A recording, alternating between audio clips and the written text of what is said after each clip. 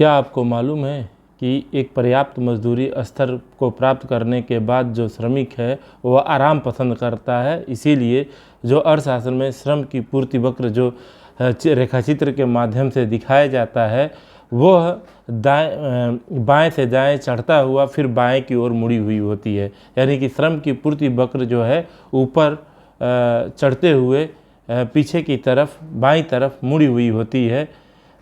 इसका कारण एक है कि जैसे जैसे मजदूरी स्तर बढ़ती जाएगी श्रमिक अपने कार्य घंटों में कमी करता जाएगा। हो सकता है कि अर्थव्यवस्था में उद्योगपतियों के द्वारा ये ध्यान दिया जाता है या सरकार के द्वारा भी इस बात को काफ़ी गौर किया गया होगा कि एक मजदूरी को या श्रमिकों की जो मजदूरी है उसको एक पर्याप्त स्तर पर ही रखा जाए, नहीं तो श्रम की पूर्ति जो है कमी आ जाएगी और अर्थव्यवस्था में श्रमिकों की डिमांड है वो स्वाभाविक न होकर एक कमी दिखने लगेगी, जिससे उनका मजदूरी स्तर बहुत ही बढ़ जाएगा, जिससे उद्योगों का भी कास्ट बढ़ सकता है। आइए हम से जो श्रम की पूर्ति वक्र है वो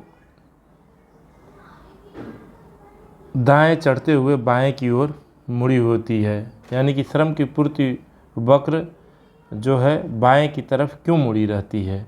और इस चित्र के माध्यम से एक बात और समझेंगे कि किस तरह से एक श्रमिक जो है श्रम घंटों की पूर्ति में किस मजदूरी स्तर के बाद कमी करना शुरू कर देता है।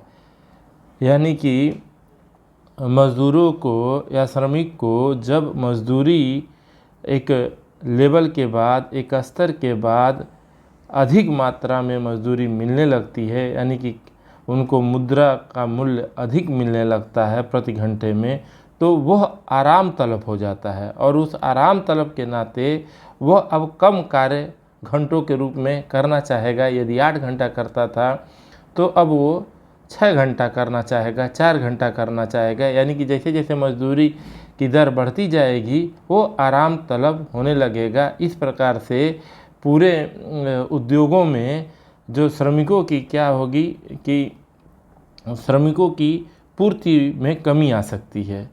तो अर्थव्यवस्था में एक बात को बहुत ध्यान दिया जाता है कि मजदूरी कितना रखा जाए कि श्रमिक कार्य भी करे और उनकी जो पूर्ति है श्रम घंटों का जितना वो चाहते हैं वो अपने काम को करा सके।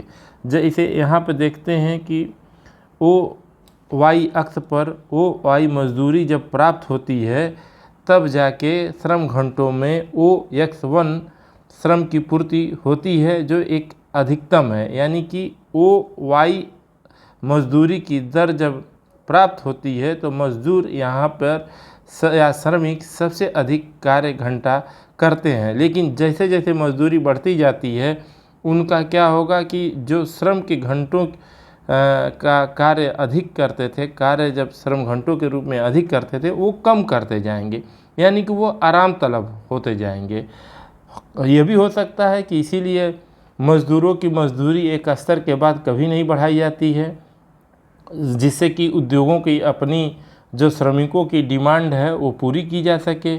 यदि श्रम की पूर्ति रुक जाएगी तो कास्ट बहुत अधिक बढ़ जाएगा और वो जो उद्योगपति हैं काम नहीं करा पाएंगे अपने, और श्रमिकों की वो खोज नहीं कर पाएंगे, क्योंकि जैसे जैसे बहुत ज़्यादा मजदूरी स्तर बढ़ जाएगी तो काम के घंटों को बहुत ही कम कर देगा।